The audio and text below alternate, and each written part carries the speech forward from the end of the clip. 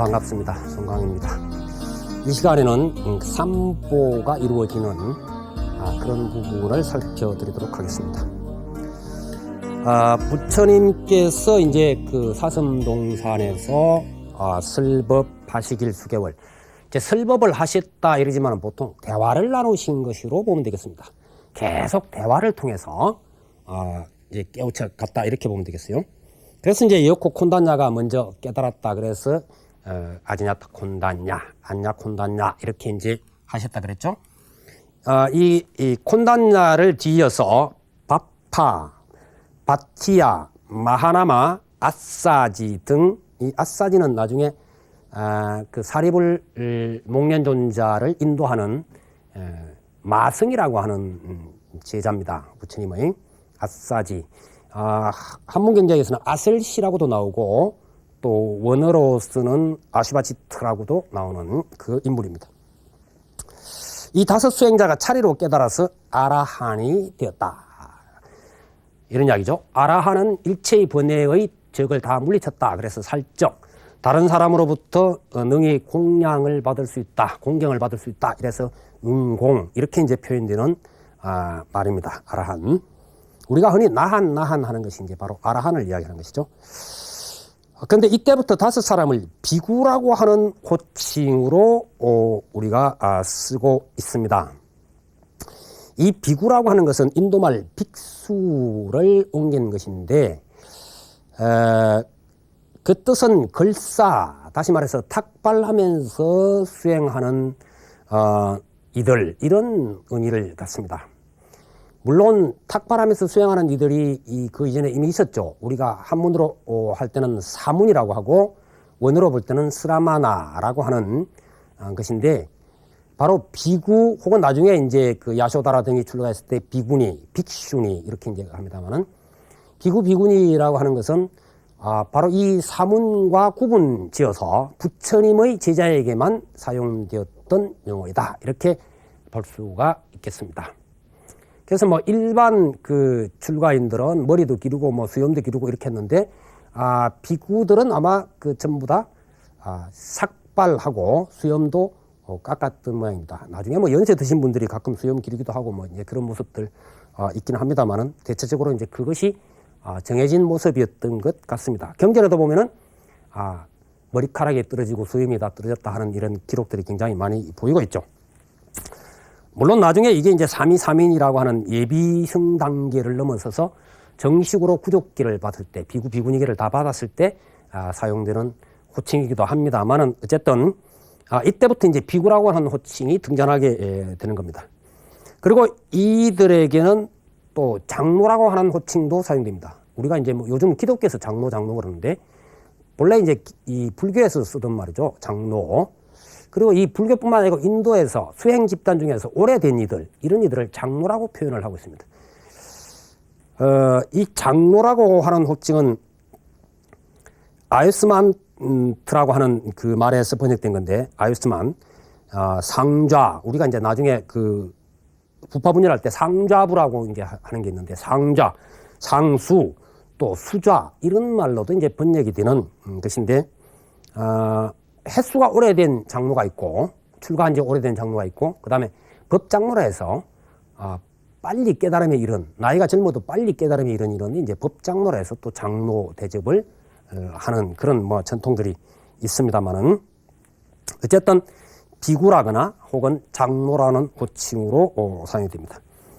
자, 이제 이 다섯 수행자가 다섯 비구가 부처님의 제자로서 정식으로 이렇게 아라한가를 증득하고 하자 이때 이제 삼보가 이루어지죠. 삼보라고 하는 것은 부처님, 부처님은 이미 보리수화에서 성불하셨기 때문에 부처님이 이제 계시고 이 부처님께서 녹야원에 이르셔서 다섯 비구에게 중도, 팔정중도라든지 혹은 사성제 등을 말씀을 하셨습니다. 이게 이제 이미 법이죠. 가르침. 그 다음에 부처님의 제자로서 이 가르침에 따라서 수행하는 바로 다섯 사람이 이루어지게 된 겁니다. 그래서 불법성 삼보가 이루어졌다 이렇게 보는 것이죠. 부처님께서는 이 이 삼보가 이루어지고 5 비구가 모두 아라한과를 증득하자 이제 직접 당신께서도 탁발을 나가신 것 같습니다. 그래서 어느 날 아싸지를 데리고 바라나시 성으로 들어가게 되는데 이 바라나시 성 안에서 한 청년을 만나게 됩니다. 이 청년이 바로 이제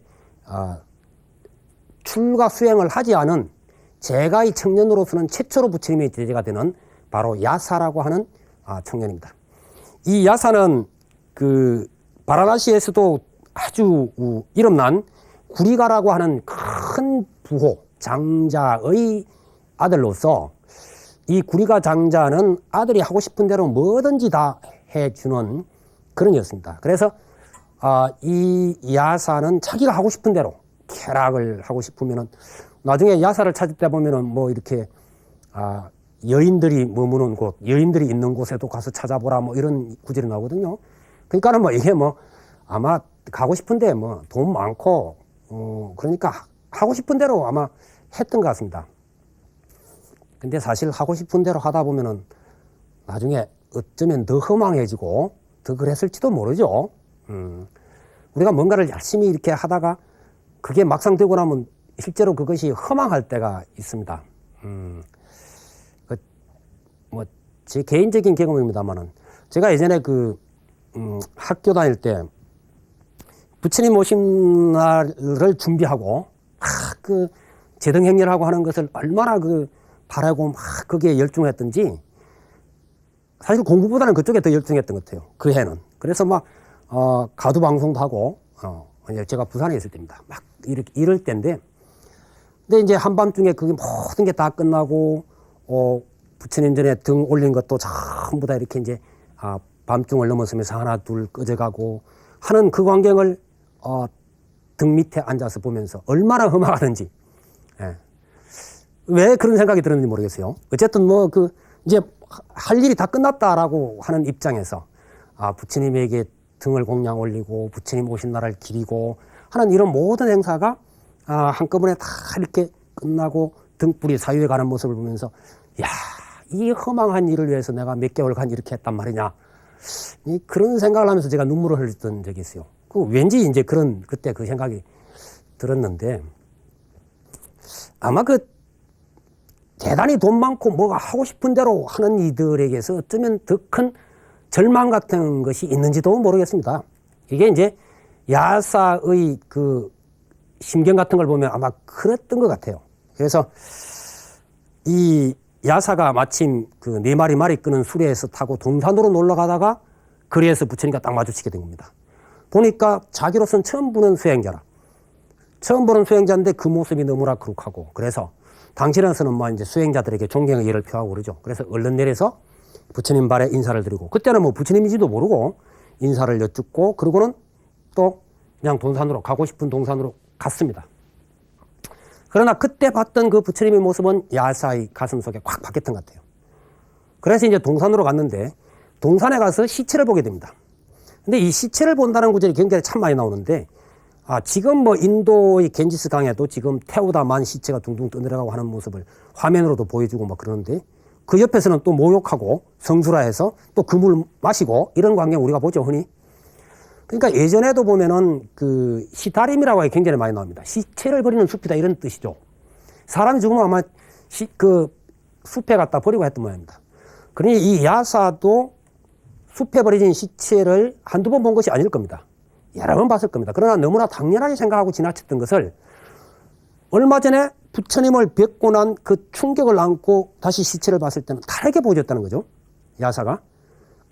이게 부풀어 오르고 이미 거기는 파리가 윙윙거리고 구더기가 울거리는 그 모습을 바라보면서 야, 도대체 인생의 최후라는 게 저런 건데 이 허망한 몸뚱이 하나를 가지고 내가 하고 싶은 대로 한다는 게 도대체 이게 무슨 보람이냐? 도대체 나는 지금 무엇을 하고 있는 것이냐? 이런 생각을 지금 야사가 문득 하게 되는 겁니다. 평소에 그런 어떤 의심 같은 걸 가졌을지도 모르죠.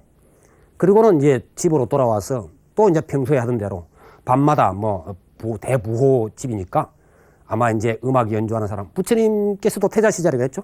막 음악 연주하고 아름다운 여인들이, 그 다음에 이제 춤추는 여인이라든지 막 이 음식 대접하는 이런 여인들이 이제 하다가 지쳐서 쓰러져 잠이 듭니다. 어쩌면 부처님의 출가 직전하고 거의 모습이 같아요. 그래서 한밤중에 깨어나서 봅니다. 보는데 부처님께서 태자 시절에 봤듯이 바로 그 널브러져 있는 여인들의 모습, 흐트러져 있는 모습, 막 침을 흘리면서 잠꼬대하고 있는 모습들을 봅니다. 이게 한 사람 같은 모르는데 여러 사람이 그러고 뒤엉켜 있으니까 야사는 그 모습을 보면서 낮에 봤던 바로 시체가 버려져 있는 숲을 연상합니다. 야, 이게 뭐 살아있대도 이게 바로 시체들이 지금 넘어져 있는 것 같잖아. 이 생각이 문득 야사의 가슴을 치면서 집을 뛰쳐나갑니다. 집을 뛰쳐나가서 성을 벗어나서 바라나 강까지 갑니다. 예. 바라나시는 바라나 강이 있었기 때문에 바라나시라고 그렇게 했다 그러죠. 근데 사실 이 바라나 강은 또 하나 강이 있는데 그 바라나 강은 큰 개울 정도로 보면 되겠습니다. 그러니까 사람이 걸어서 건너갈 수 있는 그 정도라고 볼 수 있겠습니다. 강가에 가서 막 울부짖습니다. 이 야사가, 야, 괴롭다, 고통스럽다, 이 도대체 어떻게 하면 좋으냐, 그러고 자기 머리를 쥐뜯으면서 뒹굴고 있는데 바로 그 바라나 강 저편에는 부처님께서 기다렸다는 듯이 지켜보다가 야사에게 이야기를 합니다. 야사야, 응? 이쪽으로 건너오너라.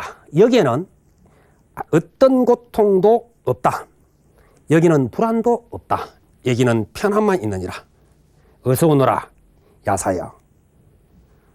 자, 이렇게 한참 뒹굴다가 야사가 문득 이 평화롭고 고요한 이 목소리를 들으면서 눈을 들어서 강 건너편을 보니까 아마 뭐 달빛에 이렇게 비추고 있는 부처님 모습이 보였겠죠. 달빛에 황금빛으로 빛나는 마치 광명을 놓고 있는 듯한 그 부처님 모습을 보니까 바로 낮에 봤던 그분이단 말이죠.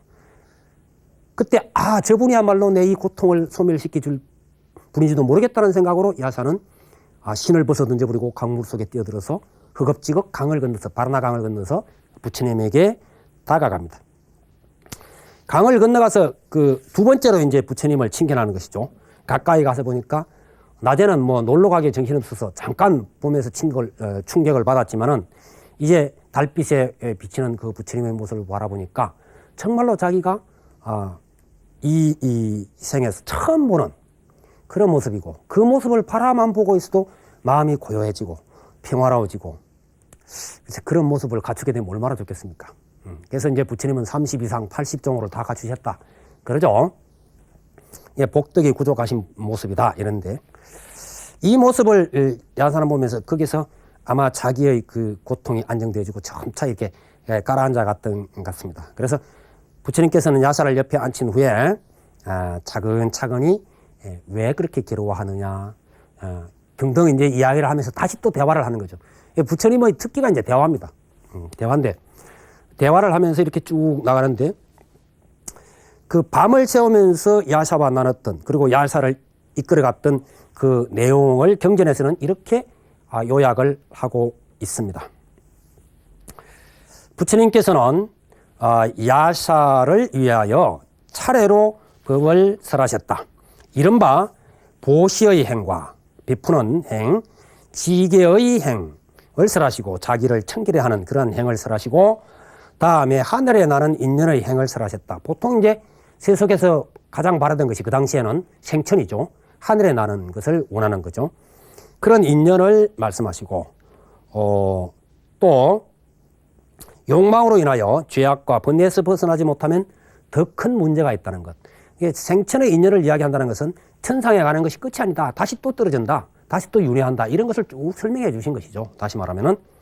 그리고는 욕망으로 인해서 죄악을 자꾸 짓게 되고 번뇌가 더욱 커지고 고통이 더욱 커지는 그 세계를. 그래서 지금 야사가 겪고 있는 모습이 바로 욕망으로 인해서 그걸 쫓다 보니까 더욱 더 커진 문제라는 것을 일깨워 주시는 것이죠.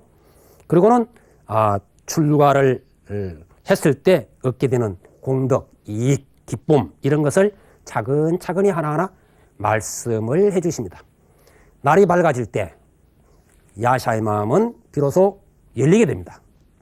이제 부처님께서 어떤 이야기를 하더라도 그대로 받아들이게 되는 그런 입장입니다. 경전에서는 흰 옷이 어떤 물감을 빨아들이듯이 그 야사는 부처님의 가르침을 그대로 받아들였다. 그렇게 이제 되고 있는데, 이때 그 부처님께서는 야사의 그 마음이 열린 것을 아시고 비로소 이제 사성제법이라든지 이것을 말씀을 하십니다. 그래서 야사는 그 바로 부처님 가르침을 받아들여서 더 이상 괴로움에 떨지 않는, 두려움이 없는 세계에 이르게 되고 마음의 눈이 열려서 깨달음에 이르렀다고 설명하고 있습니다. 바로 이 야사가 지금까지 출가 수행을 하지 않았던 사람으로서 곧바로 부처님에게 다가와서 출가 수행을 하게 되는 바로 비구가 되는 그러한 최초의 인물입니다.